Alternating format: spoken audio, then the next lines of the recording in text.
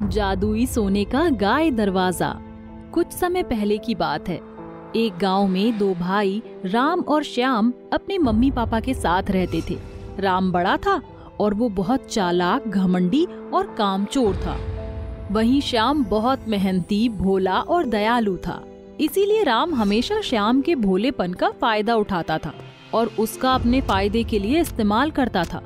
कुछ भी गलत काम करता तो माँ बाबा से बचने के लिए श्याम का नाम ले लेता था और श्याम भी अपने बड़े भाई को बचाने के लिए खुद माँ बाबा के सामने बुरा बन जाता था। ऐसे ही धीरे धीरे दोनों भाई बड़े हो जाते हैं और दोनों अपने बाबा के साथ मिलकर खेती बाड़ी सीख लेते हैं और अपने बाबा के साथ हाथ बटाने लगते हैं। लेकिन एक दिन उनके माँ बाबा की एक्सीडेंट की वजह से मृत्यु हो जाती है। ये देखकर श्याम बहुत रोता है। माँ बाबा, आप मुझे ऐसे छोड़कर नहीं जा सकते। भाई रो मत, हिम्मत रख। नहीं भाई, ऐसा कैसे कर सकते हैं माँ बाबा। रो मत भाई, मैं हूं ना। श्याम अपने बड़े भाई को पकड़कर खूब रोता है। फिर दोनों भाई मिलकर अपने माँ बाबा का अंतिम संस्कार कर देते हैं। फिर दोनों भाई मिलकर खेत का काम करते हैं और उनकी कुछ गाय होती हैं। उसका दूध बेचकर वो दोनों भाई अपना गुजारा करने लगते हैं। कुछ दिन तक ऐसे ही सब सही चल रहा होता है। फिर राम अपने असली रूप में आ जाता है और श्याम को बोलता है, श्याम भाई, मेरे से खेत का काम नहीं होता, मेरी तबीयत खराब हो गई है। कोई बात नहीं भैया, आप आराम कीजिए, मैं संभाल लूंगा। भाई तुझे बुरा तो नहीं लग रहा है ना? मैं दूध बेचने का काम कर लूंगा। ठीक है भाई, जैसा आपको ठीक लगे। श्याम वहां से चला जाता है।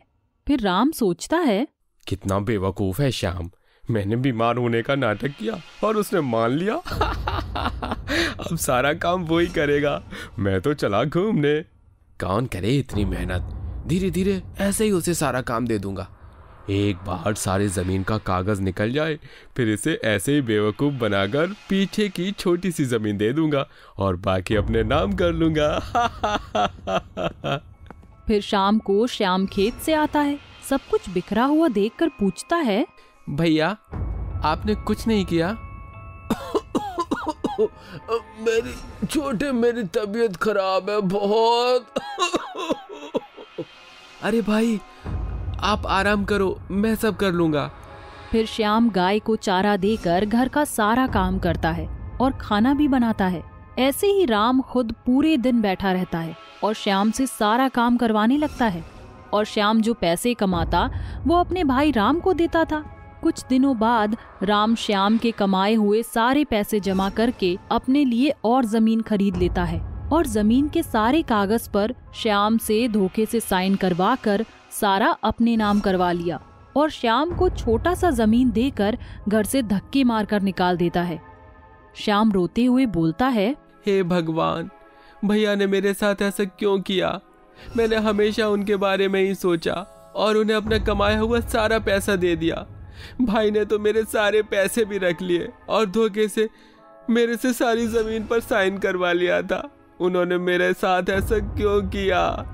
मैंने उन्हें हमेशा बचाया और भाई ने मेरे साथ क्या किया? फिर श्याम वहाँ से उठता है और अपने छोटे से जमीन पर झोपड़ी बनाता है और एक गाय रख लेता है। अपने उस छोटे से जमीन पर वो कुछ सब्जियां उगाता है और उसकी गाय जो दूध देती है उसे बेचकर पैसे कमाने लगता है और खुशी खुशी रहने लगता है। तो वहीं राम अपनी गाय को ढंग से खिलाता नहीं है और उसे मारता पीटता है, जिसकी वजह से उसकी गाय उतना दूध नहीं देती थी। श्याम को खुश देखकर उसे बिल्कुल अच्छा नहीं लगता है। ये देखकर वो सोचता है, मैंने इससे सब कुछ छीन लिया, पर ये इतना खुश कैसे रह रहा है? यहाँ मेरी गाय ढंग से दूध नहीं दे रही और उसकी एक गाय इतना दूध दे रही है। इसकी गाय का ही कुछ करना पड़ेगा। ऐसा सोचकर रात में जब सब सो जाते हैं तब राम छुप कर जाता है और श्याम की घास में कुछ मिला देता है, जिससे श्याम की गाय बीमार हो जाती है। और जब अगली सुबह श्याम दूध निकालने जाता है तो वो दूध नहीं देती। ऐसे ही कई दिन हो जाते हैं। वो बीमार रहने लगती है और श्याम उसे कई जगह से दिखाता है, पर उसकी गाय ठीक नहीं होती। जिससे परेशान होकर वो एक नदी के पास बैठ जाता है और सोच रहा होता है कि उसे एक गाय की करहाने की आवाज सुनाई देती है। वो आसपास देखता है, कहीं गाय नजर नहीं आती। फिर उसकी नजर नदी के उस पार जाती है तो वो देखता है कि एक गाय डूब रही होती है। वो चिल्ला के लोगों को बुलाता है, अरे भाई जल्दी आओ, कोई यहाँ, अरे किसी की गाय डूब रही है। इतना कहकर वो नदी में कूद जाता है। फिर श्याम को देखकर कुछ लोग आ जाते हैं और वो भी नदी में कूद जाते हैं और सब मिलकर गाय को बाहर निकालते हैं और फिर चले जाते हैं। फिर श्याम भी गाय को बोलता है, भगवान का शुक्र है तुम बच गई, मैं तो डर ही गया था। चलो अब अपने मालिक के पास चली जाओ और आराम से जाना। ये कहकर श्याम अपने घर जाने लगता है तो वो गाय उसके पीछे पीछे जाने लगती है। जब श्याम रुककर पीछे देखता है तो वो रुक जाती है। ये देखकर वो उससे बोलता है, तुम मेरे पीछे पीछे काहे आ रही हो? ये बोलकर वो फिर से चलने लगता है और वो गाय भी उसके पीछे पीछे चलती है। ये देखकर वो उसे बोलता है, लगता है तुम्हारा भी मेरी तरह कोई नहीं है। चलो अगर तुम मेरे साथ चलना चाहती हो तो चलो। ऐसा कहकर वो उस गाय को अपने साथ ले आता है और अपनी पुरानी गाय के पास बांधते हुए उससे बोलता है, ये देखो तुम्हारी दोस्त कई दिनों से बीमार पड़ी है और ठीक होने का नाम ही नहीं ले रही। मुझे इसकी बहुत चिंता होती है। ये लो तुम दोनों खा लेना, मैं सोने चला, आज बहुत थक गया हूँ। ऐसा कहकर वो सोने चला जाता है और फिर जब अगले दिन उठता है तो वो देखता है कि उसकी गाय पहले से स्वस्थ हो गई है। फिर श्याम दूध निकालने जाता है तो उसकी दोनों गाय नॉर्मल गाय से ज्यादा दूध देती हैं, जिसे देखकर वो हैरान रह जाता है और बोलता है, भगवान तुम्हारा लाख लाख शुक्र है कि मेरी गाय सही हो गई। फिर श्याम दूध निकालता है और उसे बेचता है तो उसे एक दिन में ही बहुत पैसे मिलते हैं, जिसे देखकर वो बहुत खुश हो जाता है और अपने काम में व्यस्त हो जाता है और शाम को आकर अपनी गाय के पास बैठकर उनसे बात करता है। फिर उनके आगे चारा रखकर सोने चला जाता है। श्याम के सोने के बाद दूसरी गाय रोज रात को कहीं जाती थी, लेकिन उसे पता नहीं होता। पर उस दिन उसकी नींद खुल जाती है और वो देखता है कि जो दूसरी गाय उसके पीछे पीछे आई थी वो कहीं जा रही है। तो श्याम भी उसके पीछे पीछे जाने लगता है और चलते चलते एक जंगल में पहुंच जाता है और देखता है कि वो गाय एक गुफा की ओर जा रही होती है। श्याम भी उसके पीछे पीछे गुफा की ओर चल देता है। उस गुफा पर सोने का जादुई गेट लगा होता है। वो गाय उस गेट से अंदर चली जाती है। श्याम भी उसके पीछे पीछे उस जादुई गेट से अंदर चला जाता है। अंदर जाते ही श्याम देखता है वो गाय सोने के रंग की हो जाती है और आसपास रखी चीज ज्यादातर सोने की होती है और हर चीज बहुत खूबसूरत होती है, मानो वो जीते जी स्वर्ग में आ गया हो। ये सब देखकर श्याम उससे पूछता है, कौन हो तुम? ये कौन सी जगह है? और तुम सुनहरी रंग की कैसे हो गई? तुम तो भूरी रंग की थी ना? घबराओ मत दोस्त, ये जादुई नगरी है। मैं यहाँ की गाय हूँ।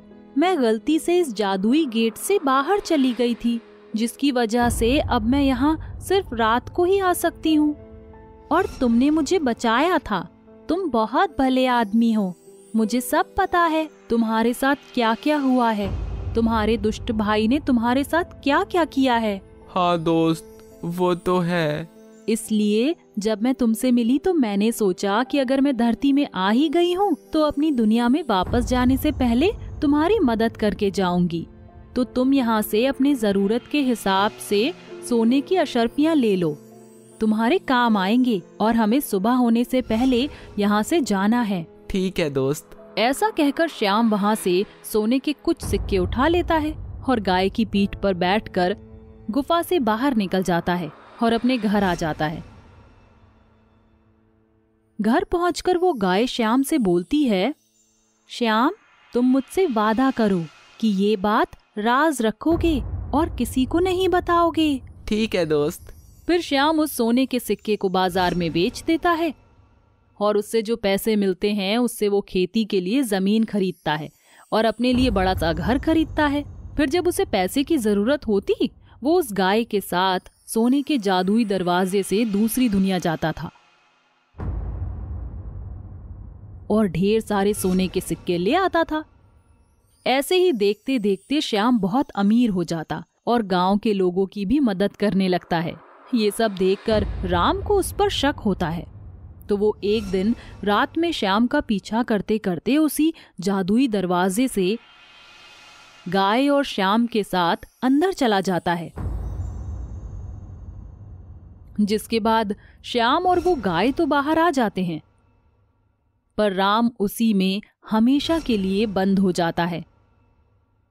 उसके बाद श्याम बहुत बड़ा आदमी बन जाता है और एक सुंदर सी लड़की से शादी करके खुशी खुशी उसके साथ रहने लगता है।